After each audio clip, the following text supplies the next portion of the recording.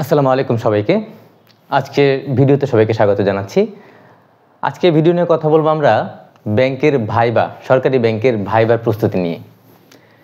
Recently সরকারি ব্যাংকের written result প্রকাশিত হয়েছে। আপনারা যারা এতে উত্তীর্ণ হয়েছেন সবাইকে স্বাগত জানাচ্ছি, সবাইকে কংগ্রেচুলেশনস। এবার আপনাদের জন্য আরেকটা ইম্পর্টেন্ট ধাপ অপেক্ষা করছে, তা হচ্ছে ভাইবা। বলা হয়ে থাকে যে ব্যাংকের ভাইবাতে 25 নাম্বার থাকে, সুতরাং এটা এতটা গুরুত্বপূর্ণ না, তাই না? এটা একটা কথা থাকে। তবে এখানে দুইটা ফ্যাক্টর আছে। সেটা হচ্ছে ব্যাংকের কিন্তু আপনার রিটেন পরীক্ষাতেই আপনার মেইন কম্পিটিশনটা হয়ে যায়, এটা একটা বিষয়।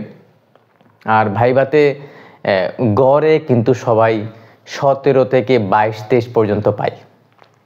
এখন আপনি এখানে পার্থক্যটা দেখেন যে কেউ একজন 17 পেল ভাইবাতে আর কেউ একজন 22 পেল, নাম্বার কিন্তু 5, একটা পার্থক্য তৈরি হয়ে গেল, তাই না? আদতে মনে হয় যে ভাইবা কোনো গুরুত্বপূর্ণ বিষয় না, তারপরে একটা গুরুত্বপূর্ণ বিষয়। হয়তোবা এই 5 নাম্বারের ডিফারেন্সের জন্য আপনার চাকরিটা হলো না, অথবা এখানেই 2-3 নাম্বার ডিফারেন্সের জন্য আপনি আপনার কাঙ্ক্ষিত ব্যাংকটি পেলেন না। আপনার যেখানে পাওয়ার কথা ছিল সোনালী, জনতা, রূপালী, সেগুলো না পেয়ে আপনি হয়তো কর্মসংস্থান ব্যাংক অথবা আনসার ভিডিপি ব্যাংক পেয়ে গেলেন, অথবা কোনো ব্যাংকে রেটিং করতেছি না, বাট মানে বাণিজ্যিক ব্যাংকের ক্ষেত্রে সচরাচর ক্যান্ডিডেটদের চাহিদা থাকে ওইরকমই। আপনার পছন্দের ব্যাংকটি কিন্তু হাতছাড়া হয়ে যেতে পারে একটি নাম্বারের জন্য, অথবা আপনি তফসিলি ব্যাংক থেকে অতফসিলি ব্যাংকে চলে যেতে পারেন একটি নাম্বারের জন্য। তার মানে ব্যাংকে কিন্তু বাণিজ্যিক ব্যাংকে থাকার, তফসিলি বাণিজ্যিক ব্যাংকে থাকাটাও কিন্তু ইম্পর্টেন্ট। এটা একটা গুরুত্বপূর্ণ। যখন আপনার ব্যাংকে চাকরি পাবেন তখন আপনারা বুঝতে পারবেন। শুধুমাত্র সরকারি ব্যাংক যেগুলো আপনারা সার্কুলার হয়ে থাকে 6-7টা ব্যাংকে, এদের মধ্যে যে কোনো একটা ব্যাংকে হয়ে গেলেই যে আপনার সমস্যার সমাধান হয়ে গেল তা কিন্তু না। আপনি যদি মন মতো ব্যাংক না পান তখন কিন্তু আপনার জন্য আবার নতুন সমস্যা তৈরি হবে ব্যাংক চেঞ্জ করা। এতগুলো কথা বলছি শুধুমাত্র এটা আপনাদের বোঝানোর জন্য যে ব্যাংকের ভাইবাটাও গুরুত্বপূর্ণ। এখানে এক নাম্বার যদি চেঞ্জ আসে তাহলে সেটা কেন আপনি লুফে নেবেন না, তার মানে ম্যাক্সিমাম নাম্বার পাওয়ার চেষ্টা করতে হবে। আচ্ছা, এবার আসি কি কি প্রস্তুতি নিতে হবে ভাইবার ক্ষেত্রে। ভাইবার ক্ষেত্রে আপনার প্রথম যে প্রস্তুতিটা হচ্ছে আপনার কি কি কাগজপত্র লাগবে সেগুলো ক্লিয়ার করে রাখা। কাগজপত্র যদি আপনার হাতে থাকে তাহলে আপনি ব্যাংকের ভাইবাতে অ্যাটেন্ড করতে পারবেন, এবং আপনি এতদিন যে নলেজ আপনার আছে সেই নলেজে ভাইবা অ্যাটেন্ড করতে পারবেন, কোনো সমস্যা নেই। আপনার যে রেজাল্টটা দিয়েছে সে লাস্ট পেজে দেখেন সব বিস্তারিত বলা আছে। আপনার ছবি লাগবে পাসপোর্ট সাইজে 3 কপি, সাম্প্রতিক ছবি তুলবেন। আপনার 2-3 বছর আগের ছবি, এটা দরকার নেই। অনেকে থাকে ইনফর্মাল ছবি নিয়ে চলে যায়, তাই না? একটা টি শার্ট পরে ছবি নিয়ে চলে যায়, 2-1 জন আছে এরকম করে, বাট এগুলো আপনারা করবেন না। আপনি যখন ভাইবা যে রুম, আপনাদের ওয়েটিং রুম থাকবে সেখানে ঢুকবেন, তখন আপনাকে একটা ফর্ম দেবে। সেই ফর্মে আপনার বিস্তারিত তথ্য একটা লিখতে হবে। এটা হচ্ছে ওই দিন আপনাকে দেবে, যে এখানে যে লাস্টের যে প্যারাট আছে ওই দিন আপনাকে ব্যাংকের ভাইবাতে যখন যে রুমটাতে যাবেন সেখানে বাংলাদেশ ব্যাংকের যে কর্মকর্তারা আছেন তারা আপনাকে একটা ফর্ম দেবে, সেই ফর্মটা আপনি পূরণ করবেন, সেটা আপনার লাগবে।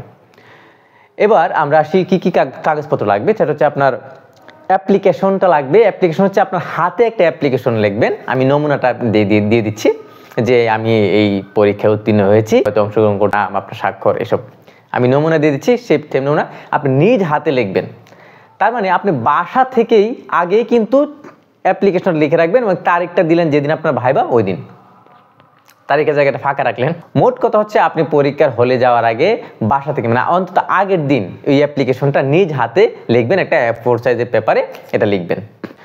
কোনো কিছু ওই দিন করবেন যে আমি পরীক্ষা ভাইবার দিন সকালে গিয়ে করে ফেলবো, অথবা আমার ভাইবা দুপুরে, আমি সকালে গিয়ে কোনো একটা দোকান থেকে প্রিন্ট করে ফেলবো, এই জিনিসটা বাদ দেন মাথা থেকে। অ্যাডমিট কার্ড, আপনি যে ব্যাংকে পরীক্ষা দিয়েছিলেন ওইটার অ্যাডমিট কার্ডটা সাথে নিয়ে যাবেন। অ্যাডমিট কার্ড মানে যেটা আপনি প্রিলিমিনারি পরীক্ষা দিয়েছিলেন, যেটা রিটেন পরীক্ষা দিয়েছিলেন, ওইটাই আপনার ভাইবা। ওইটা অ্যাটেস্টেড করা লাগবে না, ওইটা ফটোকপি নিলে হবে। ওইটা একটা আপনার যে কপি আছে সেটা নিলে হবে। রঙিন চেষ্টা করবেন নিতে, না থাকলে সাদা কাগজ নিলেন, সমস্যা নেই। এবার এসএসসি সার্টিফিকেট, এইচএসসি সার্টিফিকেট, আপনার অনার্স সার্টিফিকেট, মাস্টার্স সার্টিফিকেট। যদি আপনি মাস্টার্স চাকরিতে আবেদন করার সময় মাস্টার্স থাকে তাহলে কেবল মাস্টার্স নেবেন। কিন্তু আপনি দেখা গেল চাকরিতে আবেদন করছিলেন, তখন আপনার মাস্টার্স হয় নাই, আপনি চাকরিতে আবেদন করার পরবর্তীতে মাস্টার্স করছেন, মাস্টার্স পাস হয়েছে, সেই মাস্টার্স কিন্তু ওনারা অ্যাকসেপ্ট করবে না, ঠিক আছে? তার মানে আপনি যেভাবে আবেদনটা করছিলেন ওইটার একটা কপি কিন্তু ওনাদের হাতে আছে, ওনারা কিন্তু ওইটা দেখে মিলাবে আপনি কি কি ডকুমেন্ট লাগবে। তার মানে যদি মাস্টার্সের সার্টিফিকেট তখন না দেওয়া থাকেন অ্যাপ্লিক্যান্ট করার সময়, ওই সময়তে পরবর্তীতে আপনি যদি মাস্টার্স করে থাকেন তখন তো আপনি অ্যাড করছেন, কিন্তু আগে যদি না করা থাকে তাহলে সেটা লাগবে না। তার মানে সবগুলো সার্টিফিকেট বললাম 4টা।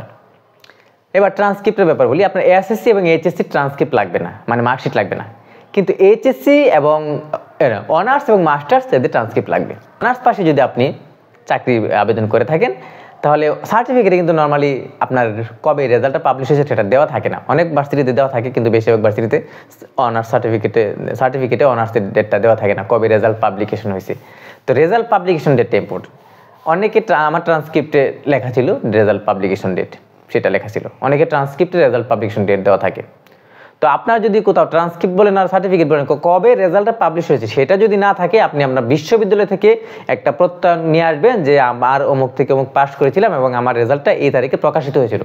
সেটা কিন্তু আপনাকে ভার্সিটি থেকে কালেক্ট করতে হবে যদি আপনার রেজাল্ট পাবলিকেশন ডেটটা না থাকে। কারণ ওনারা যখন আপনার কাগজপত্র মেলাবে তখন দেখবে আপনার আবেদন করার, মানে ব্যাংকে আবেদনের যে লাস্ট ডেট ছিল সেই ডেটের আগে আপনি পাস করছেন কিনা। যদি আপনার আবেদনের লাস্ট ডেট থাকে ধরেন জুন মাসের 1 তারিখ, তাহলে আপনি যদি জুন মাসের 2 তারিখের অনার্সের সার্টিফিকেট দেন ওনারা কিন্তু অ্যাকসেপ্ট করবে না। তার মানে আপনাকে অনার্সের জুনের 1 তারিখ পর্যন্ত যদি আপনার অনার্সের সার্টিফিকেট থাকে তাহলে আপনি কেবল গ্রান্টেড হবেন। কেউ যদি ভাবেন যে আমি তো পাস করি না, আমার রেজাল্ট পেন্ডিং আছে, আমি আবেদন করলাম, আপনি ভাইবা বোর্ডে গিয়ে ওইখানে আটকে যাবেন। আপনারা প্রথম শ্রেণীর কোনো একটা অফিসার থেকে, কোনো একটা সরকারি অফিসার থেকে অ্যাটেস্টেড করে নিতে পারবেন। এটা গেল। তারপর আপনার লাগবে হচ্ছে খুব ইম্পর্টেন্ট, খুবই সেন্সিটিভ, তা হচ্ছে আপনার নাগরিক সনদপত্র এবং সাম্প্রতিক হতে হবে। এটা নাগরিক সনদপত্র আপনার চেয়ারম্যান সার্টিফিকেট, পৌরসভার সার্টিফিকেট, ঠিক আছে, সিটি কর্পোরেশন যে সার্টিফিকেট, সেটা আপনি কোন এলাকার বাসিন্দা, আপনি এলাকাটা ঠিক আছে কিনা, আপনার যে স্থায়ী ঠিকানা ওই স্থায়ী ঠিকানার সাথে কিন্তু না এটা মেলাবে। তার মানে আপনার নাগরিকত্ব সনদটা রিসেন্ট থাকতে হবে, 3 মাস, এর বেশি নিয়ে দেবেন না। এর বেশি নিলে কিন্তু ওনারা অ্যাকসেপ্ট করবে না।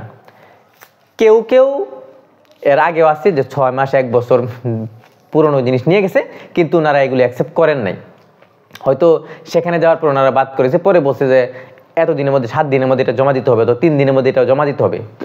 তো আপনি যখন কোনো একটা ভাইবা বোর্ডে যাবেন, ভাইবা বোর্ডের শুরুতেই যদি আপনার কোনো একটা জিনিস আপনাকে আটকে দেয় তখন আপনি মানসিক একটা টেনশনে পড়ে যাবেন, সেটা কিন্তু আপনার একটা ভাইবাতে ইফেক্ট পড়বে। যদি মুক্তিযোদ্ধা থাকেন তো মুক্তিযোদ্ধা ডকুমেন্ট নেবেন, উপজাতি থাকলে উপজাতি ডকুমেন্ট আপনারা যা আছে তা নিয়ে মানে আপনাদের কাগজপত্রগুলো ঠিক করলেন। কাগজ ঠিক গেল। এবার আসি আমি ড্রেস আপের ক্ষেত্রে আপনারা যারা ছেলে আছেন তারা অবশ্যই ফর্মাল মেনটেন করবেন, অবশ্যই, এবং সাথে টাই থাকতে হবে, ঠিক আছে। কোট থাকাটা ম্যান্ডেটরি না, আপনারা যাদের কোট আছে তারা কোট নিয়ে যাবেন, টোটালি ফিট ফর্মালভাবে যাবেন। এবং যাদের কোট নাই সেটা নিয়ে টেনশন করার কিছু নেই, কোট বা ব্লেজার সেগুলো ফর্মাল কোট যদি না থাকে তাহলে আপনি শুধুমাত্র শার্ট এবং প্যান্ট, শার্ট বলতে আপনি সাদা শার্টটাই ইউজ করলেন। আপনি যদি হালকা অন্য কালার ইউজ করেন সেটা সমস্যা নয়, বাট আপনি যখন সেন্টারে যাবেন দেখবেন কি সবাই সাদা শার্ট পরছে, কিন্তু আপনি একটা হয়তো অন্য একটা কালার পরে গেছেন, এটা ওর দেখা যায়, তাই না? তো সবচেয়ে বেস্ট হচ্ছে সাদা কালার, সাদা এবং কালো প্যান্ট। ফর্মালিটির সংজ্ঞা কিন্তু এটা না যে সাদা এবং কালো প্যান্ট, বাট সবাই সাদা এবং কালো প্যান্ট পরে যাবে, তখন সবাই যখন একটি ড্রেস কোড মেনটেন করে তাহলে কিন্তু দেখতে ভালো লাগে, তাই না? তো দাড়ি রাখেন তাহলে দাড়ি তো ফুল নিয়ে যাবেন, যদি দাড়ি না রাখেন তাহলে শুধু স্টাইলে দাড়ি নিয়ে যাবেন না। ধর্মীয় দাড়ি একটা জিনিস আর স্টাইলের দাড়ি একটা জিনিস। মেয়েরা যারা আছেন তারা চেষ্টা করবেন হালকা রঙের শাড়ি পরতে, তারপরে যদি আপনারা 3 পিস পরে যান সেটা সমস্যা না, বাট শাড়ি পরেই সবাই যায় আর কি। ভাইবা বোর্ডের সৌন্দর্যটা একটা ফ্যাক্ট। এখন আপনার অ্যাপিয়ারেন্সটা যদি সুন্দর থাকে, আপনার সুন্দর থাকে, তাহলে সেখানে কিন্তু একটা ভাইবা বোর্ডে যারা থাকে তাদের একটা পজিটিভ মাইন্ড তৈরি হয়, তাই না? দূরের যদি জেলা থেকে আসতে হয় যে আপনার দুপুরে ভাইবা, আপনি সকালবেলা রওনা দিয়ে ভাইবা দিবেন, সেটা না করাটাই ভালো। যদি সুযোগ থাকে আপনি কোথাও থেকে যান, এখন তো ঢাকায় সুপার হোস্টেল এগুলো আছে, তাই না? সুপার হোস্টেলে থেকে যাবেন যদি থাকার জায়গা না থাকে। আর যদি বন্ধু বান্ধব আত্মীয় স্বজন থাকে তাহলে তাদের কাছে থাকলেন। পরীক্ষার দিন সকালবেলা আমি বলছি কোনো স্ট্রেস নেওয়া যাবে না। আপনি বাসে উঠবেন, জ্যাম লেগে যায় কিনা, এই স্ট্রেস নেওয়া যাবে না। তো বাংলাদেশ ব্যাংকের মেইন গেট যেটা আছে সেটার ডান পাশে মূলত একটা ছোট গেট আছে, ওই গেট দিয়ে আপনাদের এন্ট্রি হবে। আপনি গিয়ে দেখবেন যে আপনার মতো অনেকেই সেখানে এন্ট্রি নিচ্ছে। আপনারা ঢুকবেন, ঢুকার পরে প্রথমে আপনাদের বাংলাদেশ ব্যাংকের নিচতলায় একটা বিশাল বড় একটা করিডোর আছে। সেই করিডোরে মানে অনেক সিট আছে, করিডোর বলতে বিশাল বড় সিট আছে, এখানে আপনারা সবাই বসবেন, সবাই যা যা মতো করে সেট আপ হবেন। কিছুক্ষণ পরে আপনাদের ডাক আসবে যে আপনারা উপরে যেতে। তো এখানে নিচ থেকে এখন আপনাদের সবাইকে উপরে নিয়ে চলে যাবে। সেখানে আপনারা যখন যাবেন তখন সেখানে আপনাদের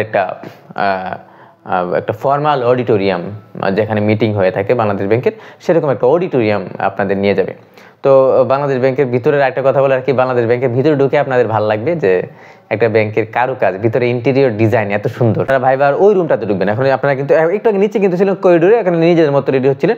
এবার আপনারা চলে গেলেন রুমের মধ্যে যাওয়ার পরে আপনাদের সবাইকে বসাবে আপনাদের রুল ওয়াইজ ভাগ থাকবে, কত নম্বর গ্রুপ, 1 নম্বর গ্রুপ, 2 নম্বর গ্রুপ, 3 নম্বর গ্রুপ, ঠিক আছে, এরকম 5 নম্বর গ্রুপ। তো আপনাদের 1 নম্বর গ্রুপ এরকম 10 জন, এরকম 10 জন, এত থেকে এত গ্রুপ ওয়াইজ বসবেন।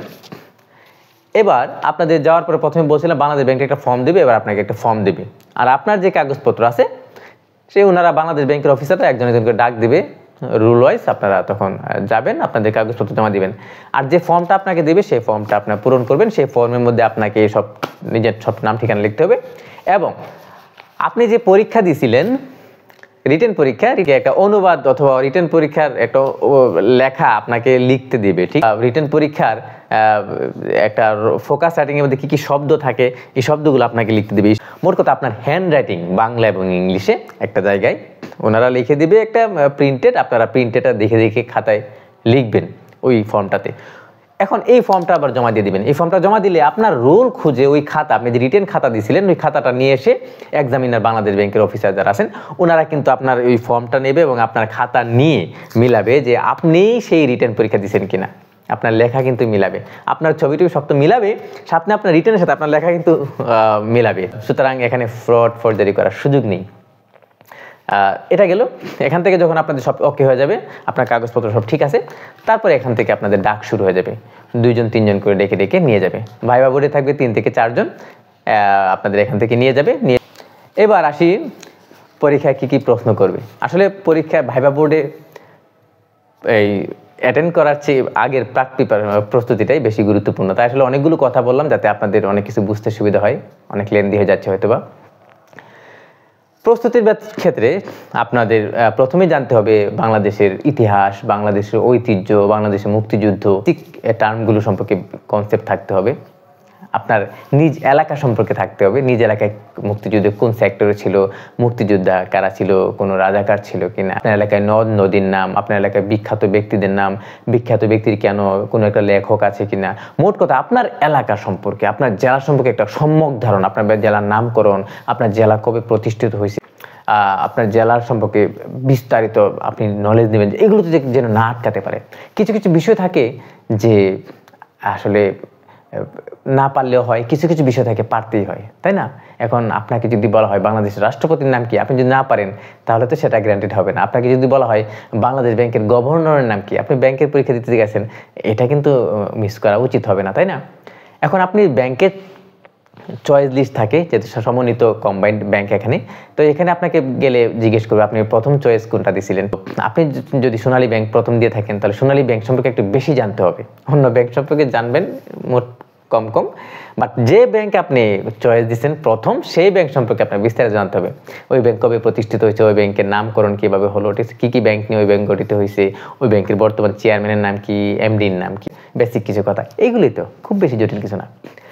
আর হচ্ছে আপনার সাবজেক্ট, আপনি যে সাবজেক্টে পড়ালেখা করছেন, যদি ভাইবা বোর্ডে আপনার সাবজেক্টে কেউ থেকে যায় তাহলে তো আপনাকে প্রশ্ন করতেই থাকবে, মজা পাবে মোট কথা।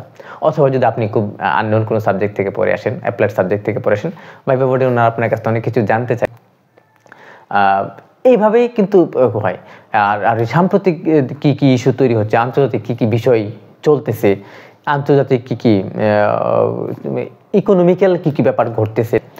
আমাকে একটা প্রশ্ন করছিল একবার যে বাংলাদেশে যতগুলো নোট আছে সবগুলো নোটের যোগফল কত টাকা হয়। এটা কিছু কমন প্রশ্ন থাকে, মানে কমন সেন্সের প্রশ্ন থাকে, বেসিক প্রশ্ন থাকবে, একেবারেই নার্ভাস হওয়ার কিছু নাই। যে প্রস্তুতি এত কিন্তু প্রাক প্রস্তুতির কথা বলতে বলতে শেষ হয়ে গেছে। পরীক্ষার কিন্তু এই বেসিকগুলোই, আপনি আপনার সাবজেক্ট, আপনার এলাকা এই সম্পর্কে বেসিক, আপনার সাবজেক্ট সম্পর্কে খুব ডিপ নলেজ যা থাকতে হবে তা কিন্তু না, আপনার সাবজেক্টে যা না জানলেই নয় সেটা আপনি জেনে যাবেন। সেই জন্য আপনাকে পড়ালেখা করতে হবে কয়েকদিন, ঠান্ডা মাথায় বেসিক তথ্যগুলো নিয়ে যাবেন, পরীক্ষার টেনশন করবেন না। আপনাকে জিজ্ঞেস করতে পারে গেলে আপনি সকালবেলা কোন পত্রিকাটা পড়লেন, আপনি বললেন অমুক পত্রিকা, অমুক হেডলাইনটা কী ছিল, অথবা ভিতরে আপনি যেটা থাকে ব্যাংকিং রিলেটেড কি টপিকটা ছিল এখানে, অর্থনীতি নিয়ে কি টপিকটা ছিল সেটা আপনাকে জিজ্ঞেস করে ফেলতে। গতকালকে তো একটা নিউজ হয়েছে এরকম, অর্থনীতি নিয়ে, অমুক অর্থনীতি, এটা মানে কি, ঠিক আছে। গতকালকে তো নতুন একটা বাংলাদেশ ব্যাংক সার্কুলার দিছে, ওই সার্কুলারটা মানে কি।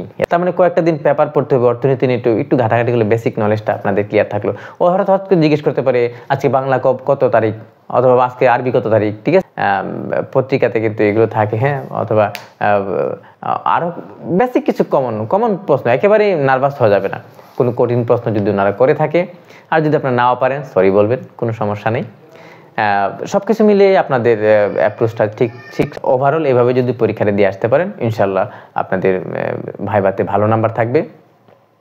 আর যেহেতু আপনারা ভাইভা দিচ্ছেন, ব্যাংকের ভাইভা দেওয়া মানেই একটা আশা, এখানে ওয়েটিং থেকেও চাকরি হয়, কয়েকটা ফেজে চাকরি হয় এখানে।